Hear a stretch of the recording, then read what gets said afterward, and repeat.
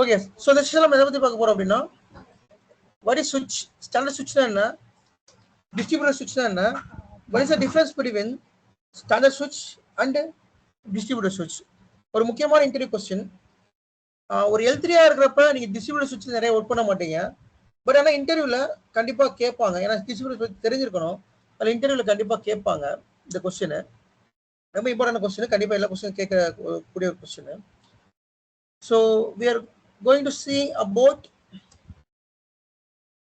the standard switch and distributor switch.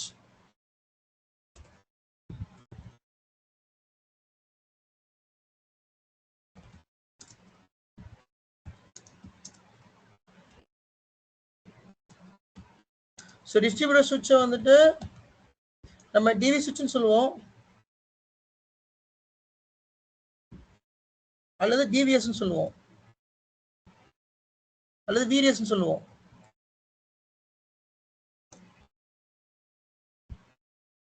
VDS னா V square distributor சுவிட்ச். சரியா? சரி, ரெண்டை பத்தி பார்க்க போறோம்.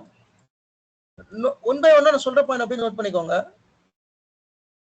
ஸோ ஸ்டாண்டர்ட் சுவிட்ச் அப்படிங்கிறது it's a host level configuration. Note பண்ணிக்கோங்க, ஸ்டாண்டர்ட் சுவிட்ச் அப்படிங்கிறது ஹோஸ்ட் லெவல் கான்ஃபிகரேஷன். ஸ்டாண்டர்ட் சுவிட்ச் எங்க இருக்கும்னா, ESXi போயிட்டு கான்ஃபிகர் போனீங்கன்னா விர்ச்சுவல் சுவிட்ச் செலக்ட் பண்ணுங்க, அல்லது VM கர்னல் அடாப்டர் செலக்ட் பண்ணுங்க. Here you can able to view the standard switch. Standard switch can be configured at ESXi host level.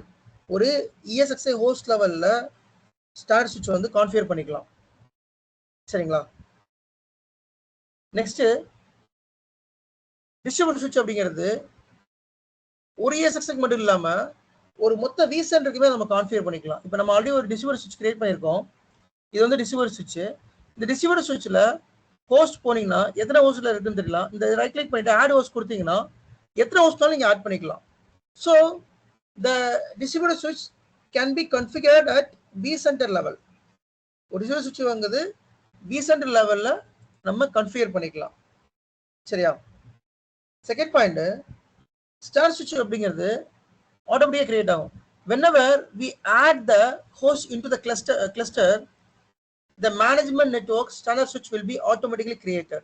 Note பண்ணிக்கோங்க, நம்ம ஒரு ஹோஸ்ட்டை கிளஸ்டர்ல ஆட் பண்ண உடனேமே இந்த மேனேஜ்மெண்ட் நெட்வொர்க் அப்படிங்கிற ஒரு ஸ்டாண்டர்ட் சுவிட்ச் வந்து ஆட்டோமேட்டிக்கா கிரியேட் ஆயிரும். பட் டிஸ்ட்ரிபியூட்டர் சுவிட்ச் அப்படிங்கிறது அப்படி கிடையாது. we have to create the distributor switch. நம்ம வந்து அந்த டிஸ்ட்ரிபியூட்டர் சுவிட்ச் வந்து நம்ம தான் கிரியேட் பண்ணோம். ஸோ எப்படி கிரியேட் பண்ணலாம் அப்படின்னா,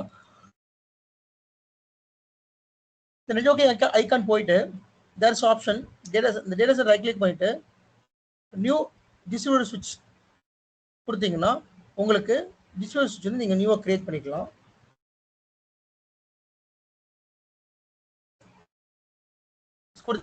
இன்னொரு டிஸ்ட்ரிபியூட்டர் சுவிட்ச் கிரியேட் ஆச்சா? ஸோ இந்த மாதிரி நம்மளே மேனுவலா கிரியேட் பண்ணணும். டிஸ்ட்ரிபியூட்டர் சுவிட்ச் நம்ம மேனுவலா கிரியேட் பண்ணக்கூடியது. நெக்ஸ்ட், ஸ்டாண்டர்ட் சுவிட்ச் available with all vCenter editions. எல்லா vCenter எடிஷன்ல இருக்கும். நம்ம கிட்ட 3 vCenter எடிஷன் இருக்குது. Standard edition, enterprise edition and enterprise plus editions. இந்த 3 எடிஷனுமே இருக்குது. இந்த 3 எடிஷன்லயுமே இந்த ஸ்டாண்டர்ட் சுவிட்ச் அப்படிங்கிறது சப்போர்ட் பண்ணோம். பட் டிஸ்ட்ரிபியூட்டர் சுவிட்ச் அப்படிங்கிறது என்டர்பிரைஸ் அண்ட் என்டர்பிரைஸ் எடிஷன்ல மட்டும்தான் அவைலபிளா இருக்குது. ஸ்டாண்டர்ட் எடிஷன்ல அவைலபிளா இல்ல. அதை நீங்க எங்க பார்க்கலாம்னா, அந்த vCenter செலக்ட் பண்ணிட்டு கன்ஃபிகர் போனீங்கன்னா அது என்ன எடிஷன் பார்த்துக்கலாம். ஸ்டாண்டர்டா என்டர்பிரைஸ்ன்றது லைசென்ஸா சார்? லைசென்ஸ். ஆமா, ஐ அம் டாக்கிங் அபௌட் லைசென்ஸ். வாய்ஃபன் இருக்குது. ஸோ இந்த இடத்துல தெரியும், இந்த லைசென்ஸை நீங்க செலக்ட் பண்ணீங்கன்னா இது ஸ்டாண்டர்டா என்டர்பிரைஸா என்டர்பிரைஸ் பிளஸ் ஆகுது. இந்த இடத்துல லைசென்ஸ் அப்படிங்கிற இடத்துல தெரியும். நம்ம ஃப்ரீ வெர்ஷன் போட்டால எவால்யூஷன் காமிக்குது. பட் இந்த இடத்துல பார்த்துக்கலாம். சரி, ஸ்டாண்டர்ட்ங்கிறது ஒரு லைசென்ஸ் தான், அது கொஞ்சம் கம்மியான காஸ்டா இருக்கும் ஸ்டாண்டர்ட் லைசென்ஸ். என்டர்பிரைஸ்ங்கிறது கொஞ்சம் அதோட அதிகமான காஸ்ட் இருக்கும். என்டர்பிரைஸ் பிளஸ் அப்படிங்கிறது கொஞ்சம் அதிகமான காஸ்டா இருக்கும். பட் என்டர்பிரைஸ் பிளஸ்ல உங்களுக்கு நிறைய ஆப்ஷன்ஸ் கொடுப்பான். ஸ்டாண்டர்ட் லைசென்ஸ்ல ஆப்ஷன்ஸ் நிறைய கம்மியா தான் இருக்கும். ஓகே, ஸோ நெக்ஸ்ட் இந்த ஸ்டாண்டர்ட் சுவிட்சில் முக்கியமான ஃபீச்சர்ஸ் எதுவுமே அவைலபிள் கிடையாது. என்னென்ன ஃபீச்சர் அப்படின்னா விஎம் போர்ட் பிளாக்கிங் அப்படின்னு ஒரு ஃபீச்சர் அவைலபிள் கிடையாது. நோட் பண்ணிக்கோங்க, போர்ட் பிளாக்கிங் அப்படிங்கிற ஒரு ஃபீச்சர் வந்து அவைலபிள் கிடையாது. பிரைவேட் விலான் அவைலபிள் கிடையாது. நெட்வொர்க் விமோஷன் அவைலபிள் கிடையாது. அப்புறம் போர்ட் மிரரிங் அப்படின்னு ஒரு கான்செப்ட் இருக்கு, அது அவைலபிள் கிடையாது.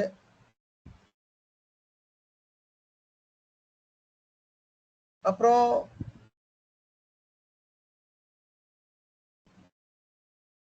டிராஃபிக் ஷேப்பிங் நோட் பண்ணிக்க. டிராஃபிக் ஷேப்பிங்னா inbound and outbound traffic shaping இருக்கு இல்லையா? ஸோ டிராஃபிக் ஷேப்பிங் அப்படிங்கிறது பை டிஃபால்ட் டிசேபிள் இருக்கும், நீங்கள் எனேபிள் பண்ணிக்கலாம். இது எதுக்காக யூஸ் பண்ணுறோம், இது டிஸ்ட்ரிபியூட்டர் சுவிட்சில் மட்டும் உண்டு, ஸ்டாண்டர்ட் சுவிட்சில் இந்த ஆப்ஷன் கிடையாது. உங்களோட டேட்டா டிரான்ஸ்ஃபர் தான் இந்த டிராஃபிக். இதில் வந்து இன்க்ரெஸ்ட்னா உள்ள வர்றது, எக்ரெஸ்ட்னா வெளியில் போகிறது. உங்களுக்கு உள்ள எவ்வளோ டிராஃபிக் வரணும், வெளியில் எவ்வளோ டிராஃபிக் போகணும் அப்படிங்கிறத இந்த இடத்துல நீங்கள் டிஃபைன் பண்ணிக்கலாம். இவ்வளோ பேண்ட்வித் எனேபிள் கொடுத்துட்டு எனக்கு இவ்வளோ பேண்ட்வித்னா டிராஃபிக் இந்த சுவிட்ச் வந்து யூஸ் பண்ணணும், இதுக்கு மேலே யூஸ் பண்ணக்கூடாது அப்படின்னா அதை நீங்கள் இங்கே வந்து டிஃபைன் பண்ணிக்கலாம். பட் இதை வந்து ஸ்டாண்டர்ட் சுவிட்சில் பண்ண முடியாது. இந்த டிராஃபிக் ஷேப்பிங் அப்படிங்கிற ஒரு மேட்டர் வந்து ஸ்டாண்டர்ட் சுவிட்சில் வந்து பண்ண முடியாது. அப்புறம் போர்ட் பிளாக்கிங்னா என்னன்னா ஒரு பர்டிகுலர் போர்ட்டை மட்டும் நம்ம பிளாக் பண்றது. லைக் ஒரு சில பாலிசியை வச்சு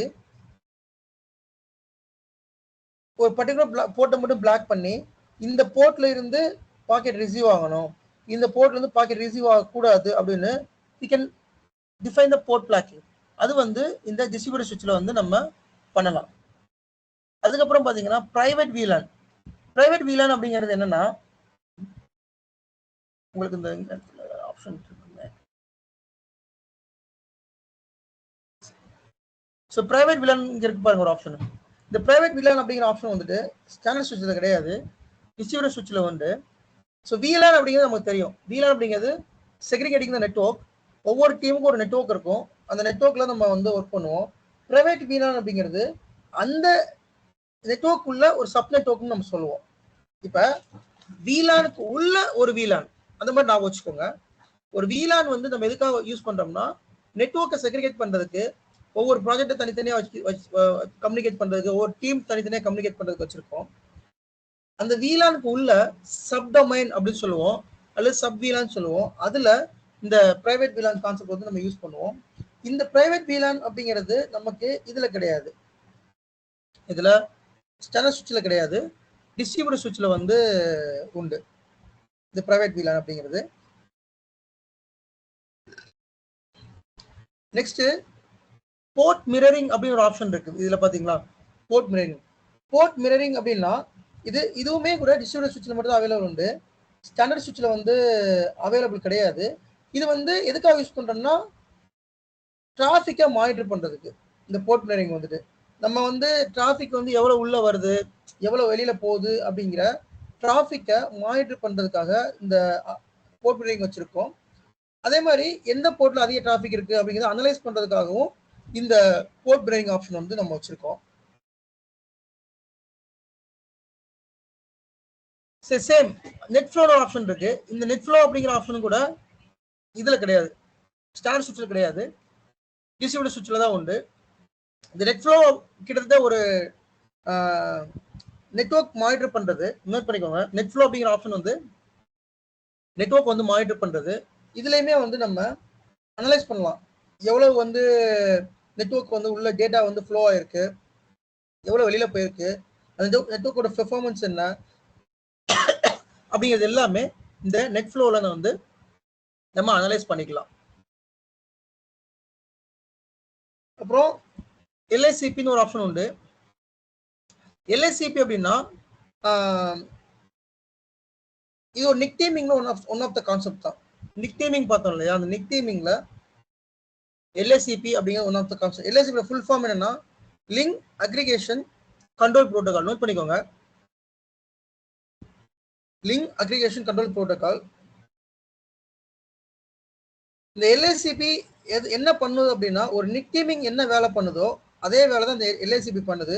பட் இது என்ன பண்ணும் ஆட்டோமேட்டிக்கா வந்து பண்ணும். என்ன பண்ணுன்னா அந்த சுவிட்சில் கனெக்ட் ஆகிக்கிற ஈத்தர்நெட் லிங்க் எல்லாமே ஆட்டோமேட்டிக்காக கனெக்ட் பண்ணி சிங்கிள் கனெக்ஷன் நமக்கு கொடுக்கும். That is called automatic link aggregation. நான் சொல்றேன் அப்படின்னு பண்ணிக்கோங்க. Dynamically group the multiple ethernet link into a single logical connection. டைனமிக்னா ஆட்டோமேட்டிக்னு அர்த்தம். ஆட்டோமேட்டிக்கா ஒரு குரூப்பா ஒரு பர்டிகுலர் நிக்ஸ் இருக்கு இல்லையா, இந்த நிக் எல்லாத்தையும் ஆட்டோமேட்டிக்கா குரூப் பண்ணிட்டு அதுவே சிங்கிள் லாஜிக்கல் கனெக்ஷனா கொடுத்துக்கும். எல்எஸ்சிபி அப்படிங்கிற ரொம்ப அட்வான்ஸ் கான்செப்ட் இது. இது வந்து இதுல கிடையாது, நம்ம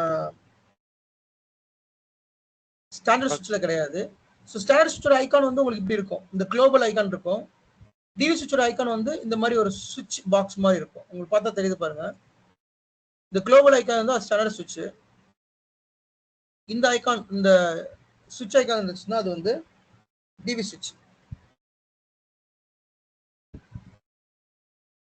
இந்த இருக்குல்ல எல்ஏசிபி, லிங்க் அக்ரிகேஷன் கண்ட்ரோல் புரோட்டோகால், இது சப்போர்ட் பண்ணும் அப்படி போட்டது. ஸோ இந்த மாதிரி அட்வான்ஸ்டு ஃபீச்சர் எல்லாமே இந்த டிவி சுவிட்சில் சப்போர்ட் பண்ணும். இந்த ஃபீச்சர்ஸ் எல்லாமே இதில் சப்போர்ட் பண்ணாது. இதில் நம்ம ஸ்டாண்டர்ட் சுவிட்சில் வந்து சப்போர்ட் பண்ணாது. ஸோ இதில் உங்களுக்கு சில விஷயங்கள் புரிஞ்சிருக்கலாம், ஏன்னா இது எல்லாமே அட்வான்ஸ் நெட்வொர்க் கான்செப்ட். சில விஷயங்கள் புரிஞ்சிருக்கலாம், சில விஷயங்கள் புரியாமல் இருக்கலாம்.